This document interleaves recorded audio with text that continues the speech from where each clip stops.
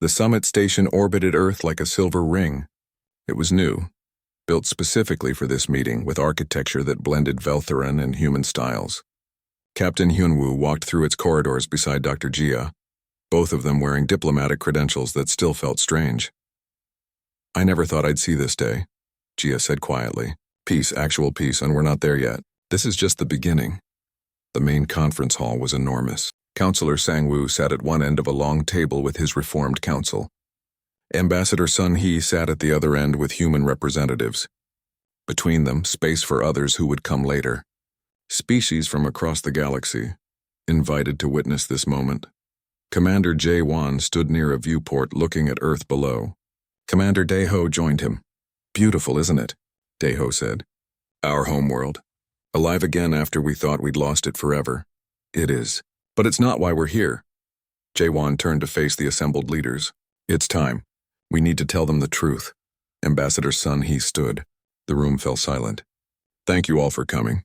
Counselor Sang-woo, members of the Veltheran Council, we are grateful for your courage in seeking peace. But before we can truly move forward, you need to understand something. The reason humanity hid. The reason we advanced so quickly. The reason we're here at all." She activated a holographic display that filled the center of the room. It showed the galaxy, but not as anyone had seen it before. This was deeper, older.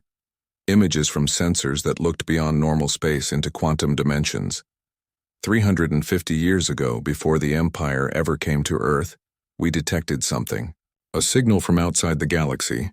It was faint, ancient, and terrifying. The hologram zoomed out, showing dark spaces between galaxies. "We found ruins on a dead world in our outer system. Ruins from a civilization that died millions of years ago. They left warnings, messages. One word repeated over and over. Run." Sang-woo leaned forward. "Run from what?" "From them." The hologram changed, showing something moving in the dark space between galaxies. It wasn't a ship.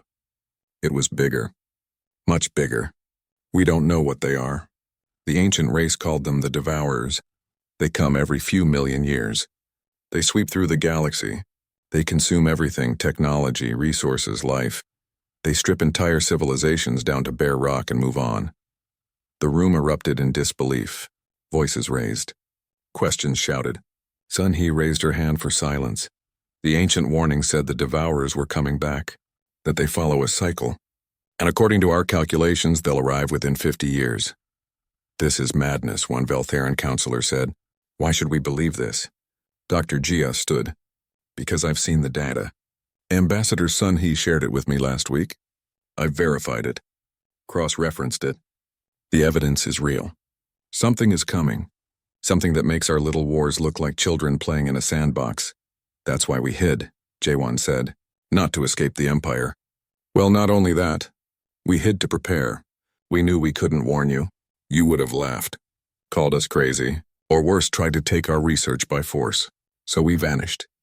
We spent 300 years building defenses. Developing technology. Getting ready for the real threat. The Guardian Network," Hyunwoo said suddenly.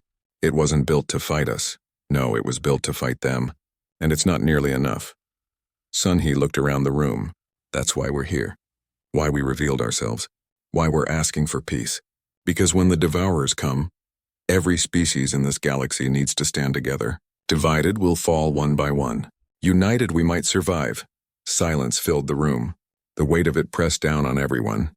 Lieutenant Yoon-ji, attending as a military liaison, spoke up. "What do you need from us?" "Everything. Your resources. Your people. Your knowledge. We need to build a united defense, share technology, train together.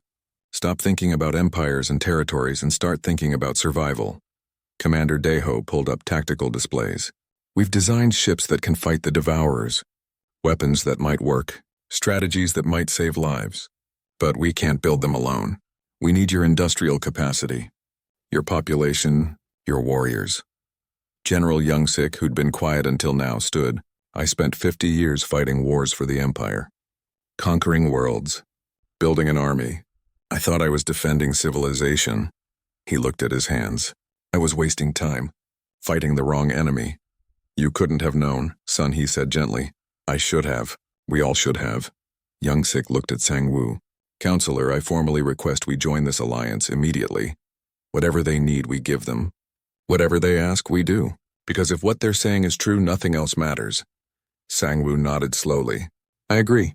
But there's one condition. He looked at Sun-hee. Command must be shared. Not human command. Not Veltheran command. Joint command. We do this together or not at all. Agreed, Sun-hee said immediately. We were hoping you'd say that. Captain Min-seo stepped forward. We have a proposal.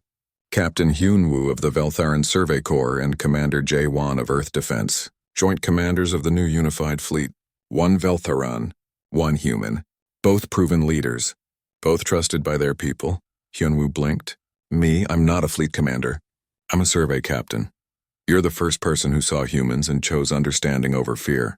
You're the bridge between our peoples. That's more important than any military rank. Jae-won smiled at him. What do you say, Captain? Want to help save the galaxy? Hyun-woo looked at Jia. She smiled and nodded. He took a deep breath. I accept. On one condition. Dr. Jia joins as Chief Science Officer. We're going to need someone who understands both human and Veltheran technology. Done, Daeho said. Over the next weeks, the transformation began. Veltheran shipyards retooled to build human-designed vessels. Human engineers taught Veltheran workers new techniques. Mixed crews trained together, learning to work as one. Old enemies became new allies, bound by shared purpose. Dr. Jia made a discovery that changed everything. She was analyzing genetic samples, comparing human and Veltheran DNA for medical purposes. She found something impossible. They match, she told Hyun-woo, her voice shaking. Deep in the base genetic code.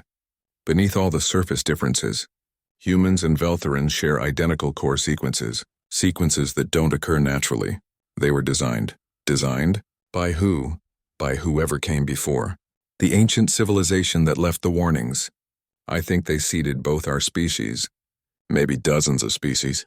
They were preparing the galaxy, leaving behind races that could one day unite and fight the Devourers. Jia looked at the data with wonder. We're not separate species. We're cousins, family. The news spread quickly. It changed everything. The last barriers between humans and Veltherans dissolved. If they were family, separated by time and space but sharing common origin, then working together wasn't just practical. It was destiny. 6 months after the summit, the first unified fleet launched. 50 ships built by both species, crewed by both peoples, commanded by Hyun-woo and Jae-won together. They weren't going to war. They were going to the edge of the galaxy, to the ancient ruins, to learn more about the Devourers and how to stop them. On Earth, Ambassador Sun-hee watched them go.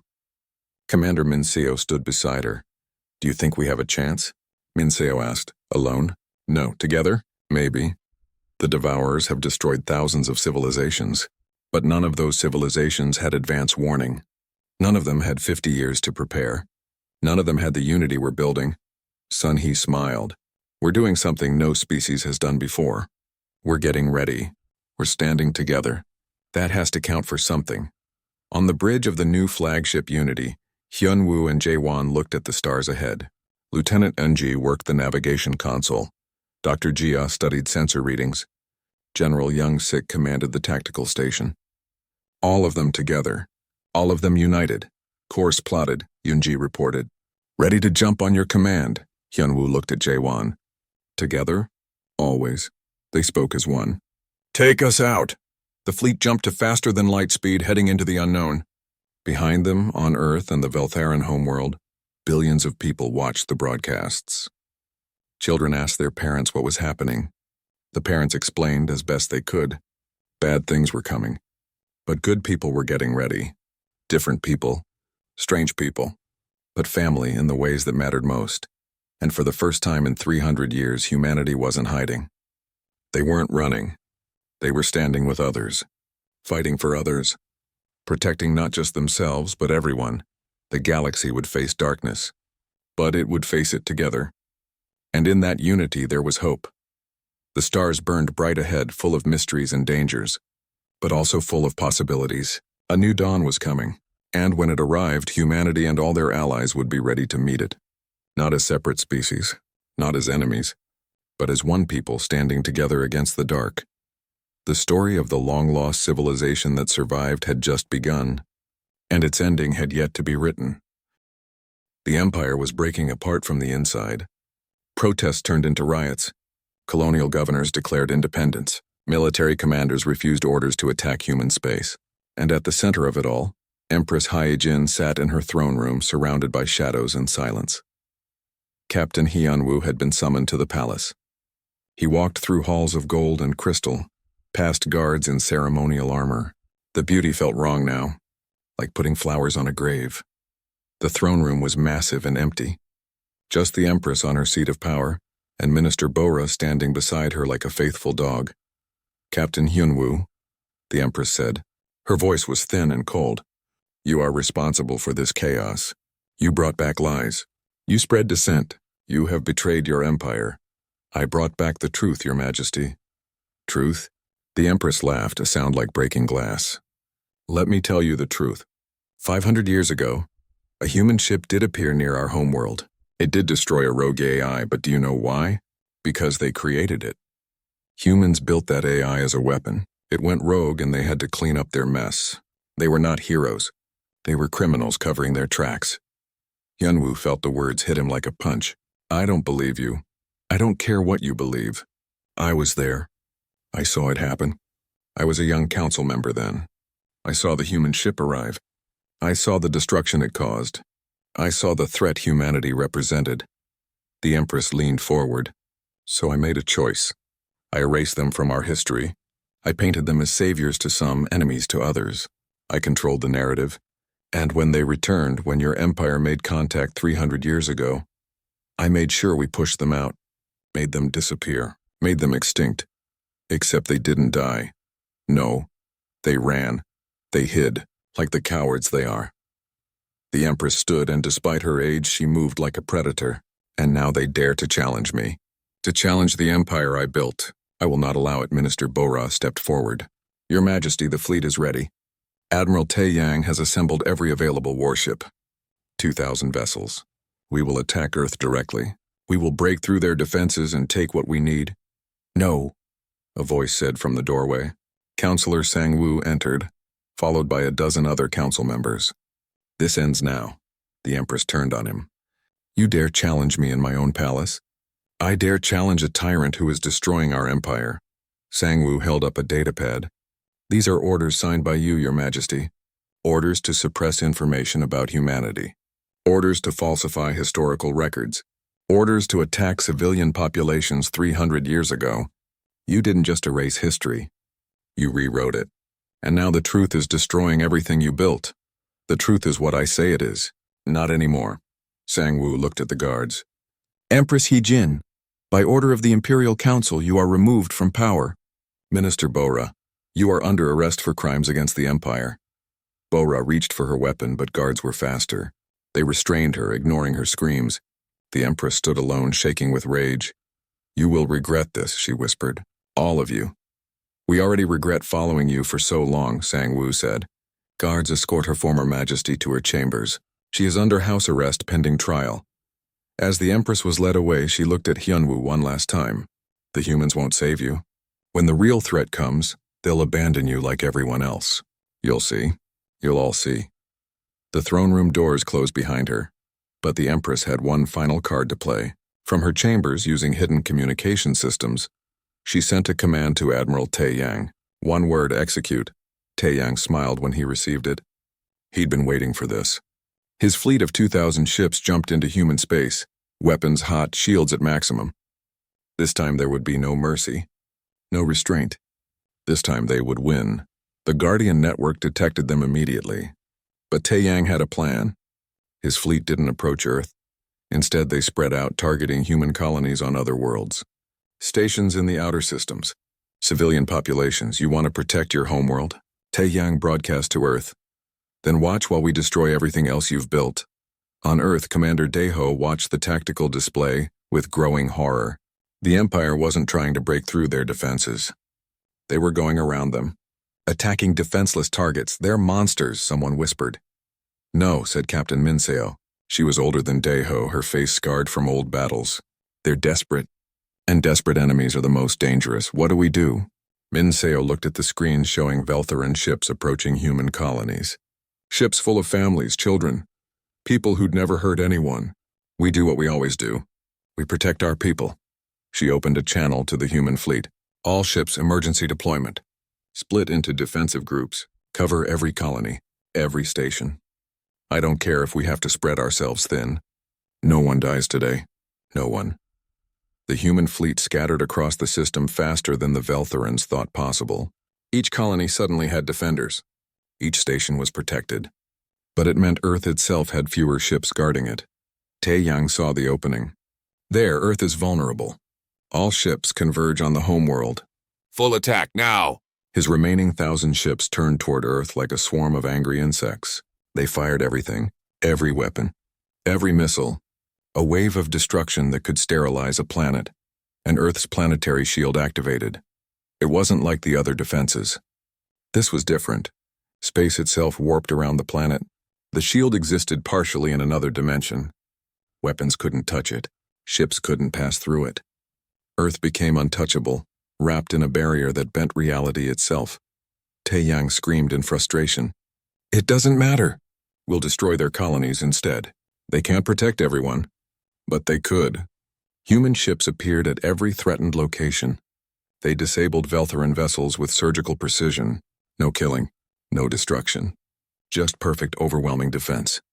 Captain Minseo's ship intercepted Taeyang's flagship. She hailed him directly. Admiral, this is pointless. You cannot win.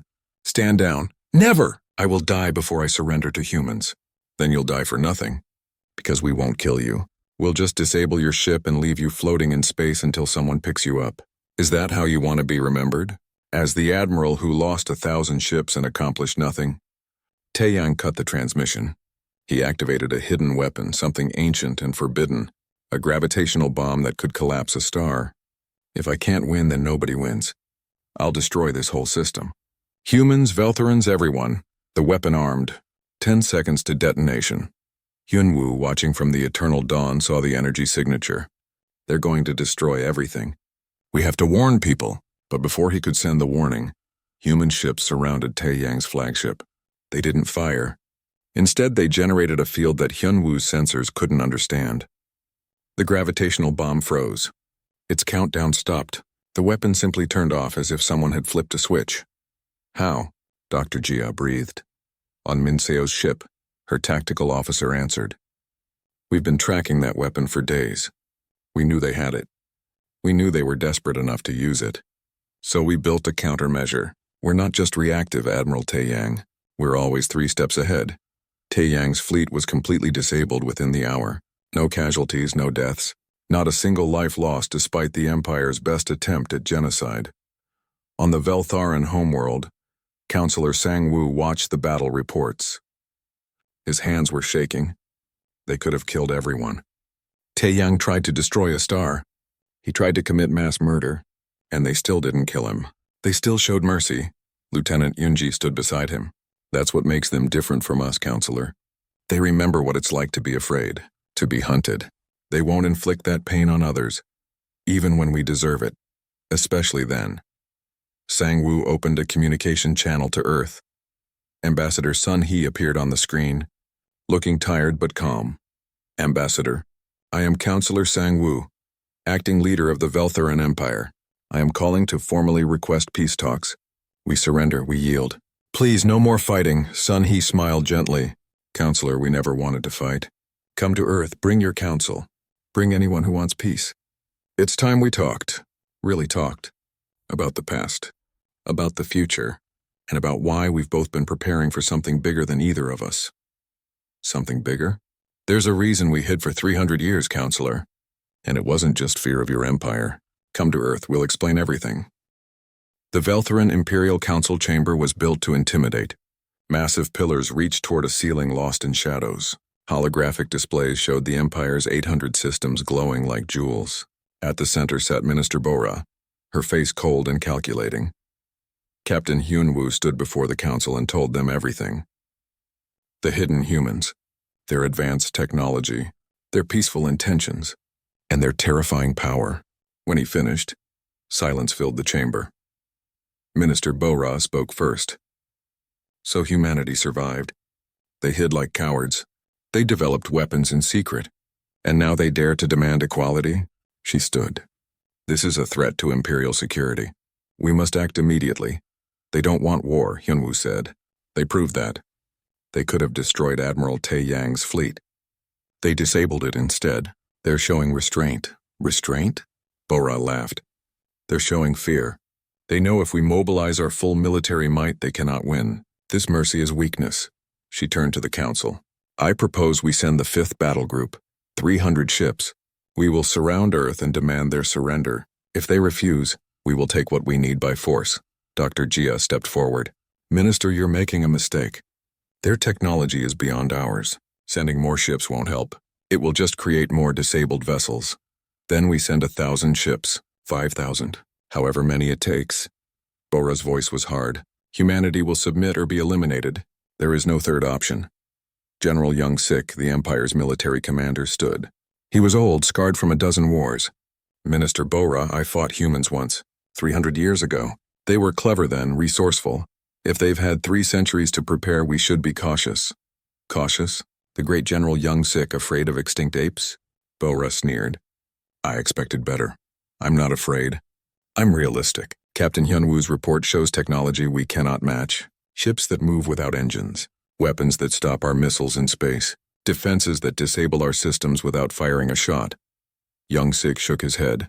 This requires diplomacy, not war. Diplomacy is for equals. Humans are not our equals.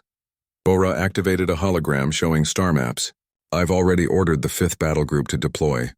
Admiral Tae-Yang will lead them. Within a week, Earth will be surrounded. Humanity will surrender. Hyunwoo felt sick. You're going to get people killed. Then humanity should choose wisely. Bora dismissed him with a wave. Lieutenant Yoon-ji found Hyunwoo in the archive section 3 days later. She was young, barely 25, with sharp eyes and sharper instincts. Captain, I found something. Something the Empire doesn't want anyone to see. She pulled up old files 500 years old.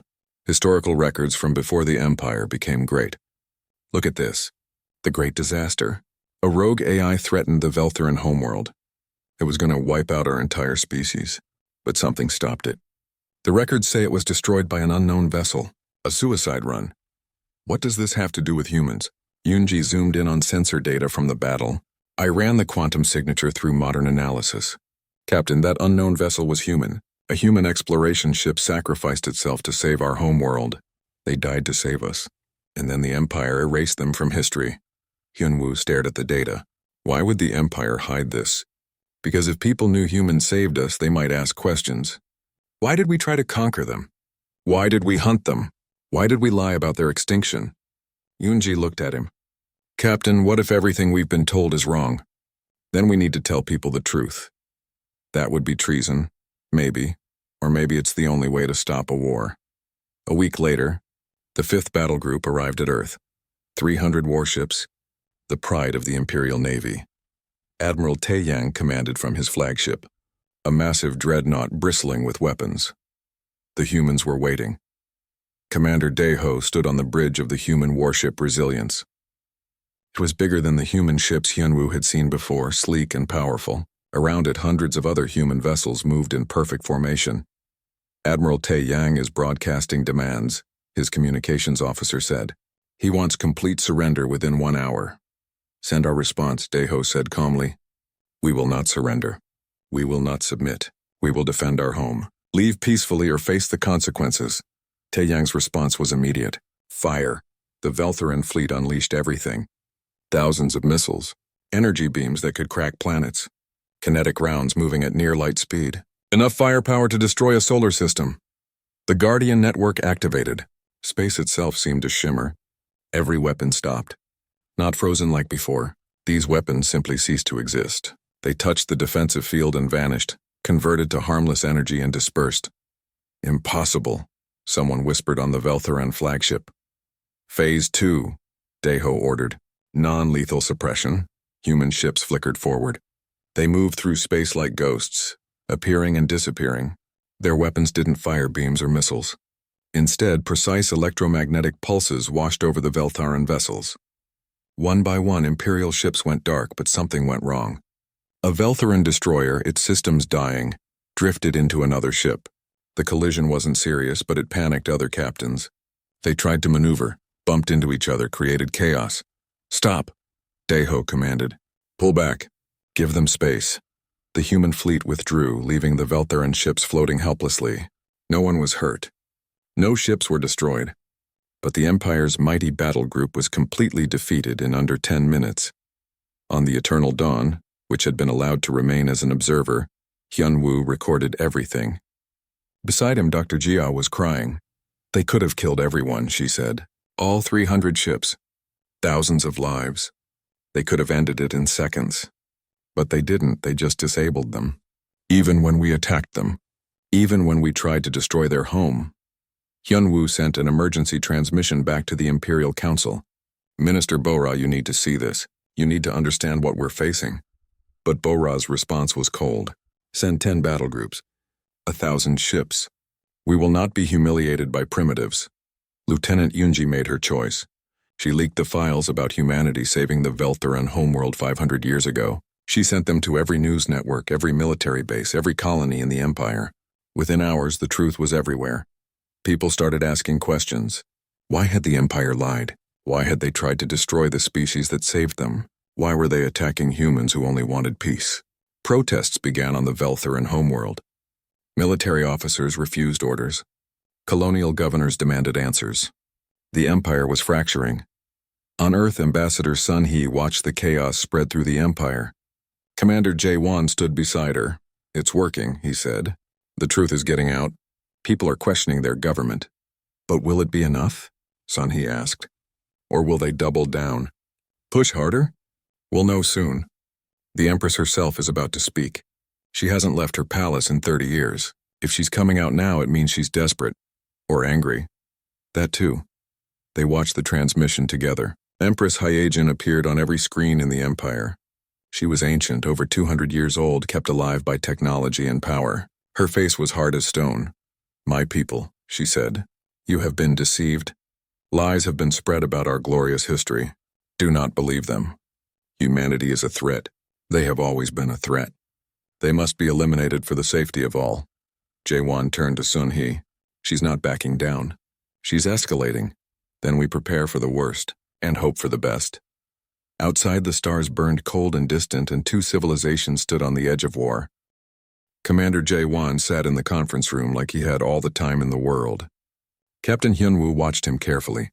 The human looked relaxed, almost casual. It made Hyunwoo more nervous than any weapon would have. Dr. Jia activated the recording system. "For the record, this is a first contact interview with Commander Jae-won, representative of Earth. Please state your purpose." "My purpose is simple," Jae-won said. "To tell you the truth, to explain what happened to humanity, and to prepare you for what comes next." "Start at the beginning," Hyunwoo said. 300 years ago, when we came to Earth," Jae-won nodded. "Your empire arrived in our system with 50 warships. You sent a message. Join the Veltheran Empire or be destroyed. You gave us 30 days to decide." He leaned back in his chair. "We knew we couldn't win.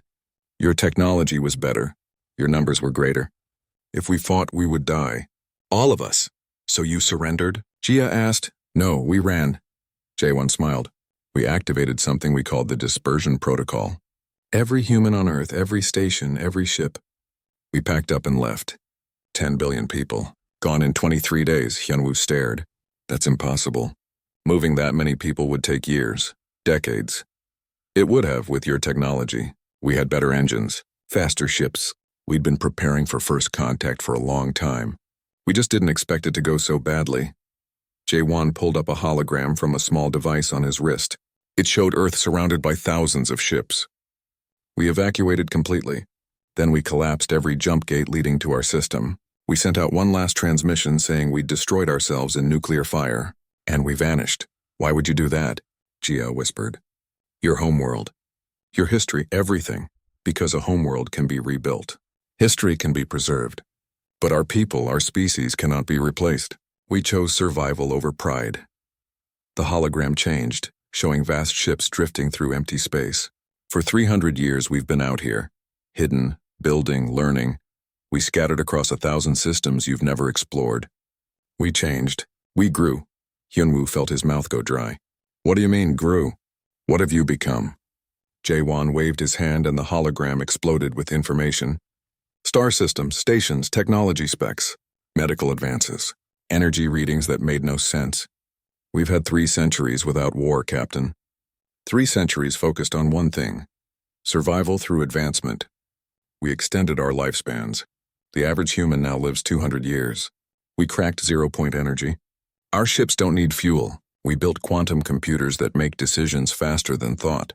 We created medical technology that can cure almost anything.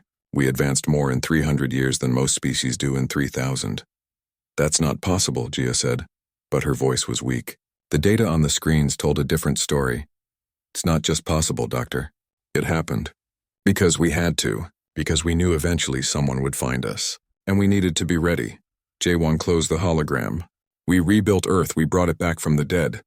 We terraformed it back to life and made it better than it was. And we surrounded it with defenses your empire cannot break. Why tell us this? Hyunwoo asked. Why not just stay hidden? Because hiding is over. You found us. Soon others will come. Your empire will send more ships. Scientists, diplomats, generals. Jae-won's expression grew serious. We want peace, Captain.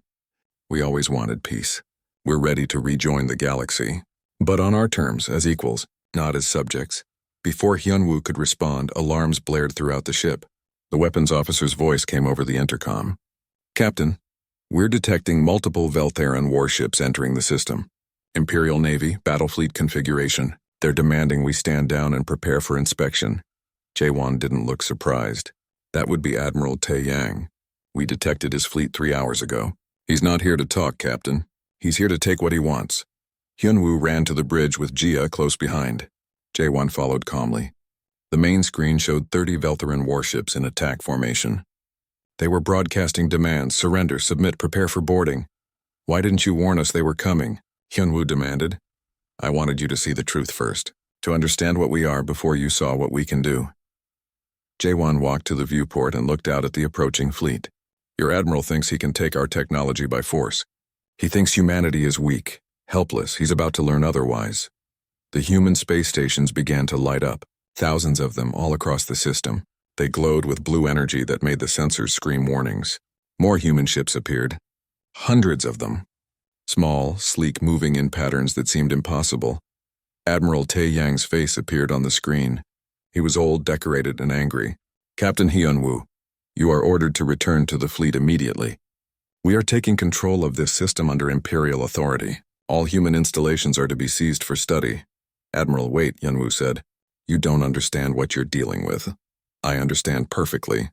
Humans are alive. They have technology we need. They will surrender it or be destroyed. Tae-yang cut the transmission. The Veltheran fleet opened fire. Missiles and energy beams streaked toward the nearest human station. Hyunwoo held his breath. Nothing hit. The weapons simply stopped in space, frozen like the probe had been. Every missile, every energy beam, just hanging there, motionless. Then the human ships moved. They flickered across space faster than sensors could track. They surrounded the Veltheran fleet in seconds. No shots fired, no weapons visible, but every Veltheran ship suddenly went dark. Engines off. Weapons off. Life support still running, but everything else dead. Jae-won spoke softly. We disabled every ship in your fleet. No one is hurt. No one is dead, but they're helpless. That's the difference between us and your empire, Captain. We could destroy them. We won't, because that's not who we are. A new transmission came through. An elderly woman appeared on screen. She had kind eyes and white hair. I am Ambassador Sun Hee. I speak for all humanity. Admiral Tae-yang, your fleet is disabled but unharmed. Your crews are safe. This is your only warning. Leave our space peacefully, or we will tow your ships to the edge of the system and leave you there. We do not want war, but we will not be conquered. Not again. Not ever. Hyunwoo watched Tae-yang's face turn purple with rage. The admiral was screaming, but his transmission couldn't get through. The humans had blocked it, Captain, Jae-won said quietly. You need to make a choice. You can go back to your empire and tell them what you've seen. Tell them humanity is alive and strong. Tell them we want peace but will defend ourselves. Or you can side with the admiral and learn what happens to those who threaten us. Hyunwoo looked at Gia. She was reading the data streams, her eyes wide. Captain, their technology is centuries ahead. If they wanted to destroy the Empire, they probably could. But they're showing mercy, restraint. Why? Hyunwoo asked Jaewon. Why not just wipe us out? Why show mercy to people who tried to destroy you? Because 300 years ago we made a promise. We would survive. We would grow strong. But we would never become the monsters who hunted us. We would never become like the Empire that tried to crush us. Jaewon met his eyes. We remember what it's like to be weak, to be afraid. We won't inflict that on others. Even our enemies. Hyunwoo made his decision. He opened a channel to his crew. All hands stand down. We are not engaging the humans. I repeat, stand down. He turned to Jaewon. I'll take your message to the Empire, but I don't think they'll listen. I know, Jaewon said sadly. That's what we're afraid of. Captain Hyunwoo stared at the sensor readings and felt his stomach turn cold. Nothing should be out here. The restricted zone had been empty for 300 years. Every child in the Veltharan Empire learned the story in school. Earth was gone. Humanity was extinct. The sector was sealed off as a grave marker, a reminder of what happened to species that refused to join the Empire peacefully. But the sensors were not lying. Something was transmitting from deep inside the forbidden space. Something big. Captain, you need to see this. Dr. Jia's voice cut through his thoughts. She was the chief scientist on the survey ship Eternal Dawn, and she never got excited about anything. Now her hands were shaking as she pulled up data streams on the main screen. Hyunwoo moved closer. What am I looking at? Encrypted communications. Thousands of them. Active power signatures. Captain, there are structures out there. Habitats, space stations, and something else. She zoomed in on a blue-green planet at the center of the system. That's Earth, or what's left of it. Except it's not left. It's whole. It's alive. The bridge went silent. Every crew member turned to look at the screen. Earth was supposed to be a dead rock, poisoned by war and stripped of resources. The record said humanity had destroyed themselves fighting the Empire's first contact fleets. The Empire had mourned them, built monuments, moved on. Could it be another species? Someone asked. Maybe something moved in after humans died. Jia shook her head. The quantum signatures match old human technology, but they're advanced. Centuries beyond what humans had when we last saw them. This doesn't make sense. Hyunwoo felt ice run down his spine. If humans were alive, if they had been hiding here all this time, what did that mean? Why had they vanished? What had they been doing for 300 years? Send a probe, he ordered. Low power. Passive sensors only. I want to know what's out there before we get any closer. The probe launched silently and drifted toward the inner system. It took 4 hours to reach the first structure. The crew watched their screens without speaking. The station was massive, built in a design nobody recognized. It gleamed silver and blue, covered in patterns that seemed to shift when you looked at them. Then the probe stopped. Just stopped, hanging in space like someone had pressed a pause button. What happened? Hyunwoo demanded. I don't know, the weapons officer said. All systems just froze. It's not damaged. It's just not moving. A light appeared on the screen. A ship. It was small, sleek, with curves that looked almost organic. It moved toward the probe without any visible engines. No exhaust. No energy trail. It simply glided through space like a fish through water. Battle stations, Hyunwoo said quietly. Charge weapons. Weapons are not responding, sir, the weapons officer said. His voice cracked. Neither are shields. All defensive systems are offline. That's impossible. We didn't detect any attack. No attack detected. Systems are just locked out. The small ship came closer to the Eternal Dawn. It was beautiful in a way that made Hyunwoo uneasy. The Veltharan Empire built ships for war and function. This looked like art. It stopped 500 meters away and hung there, waiting. A transmission came through. Audio only. The voice spoke perfect Galactic Standard, the trade language of the Empire, with no accent at all. Welcome back. We've been expecting you. Hyunwoo grabbed the communication console. This is Captain Hyunwoo of the Veltharan Imperial Survey Corps. Identify yourself. We know who you are, Captain. We've known since you entered the outer system 3 days ago.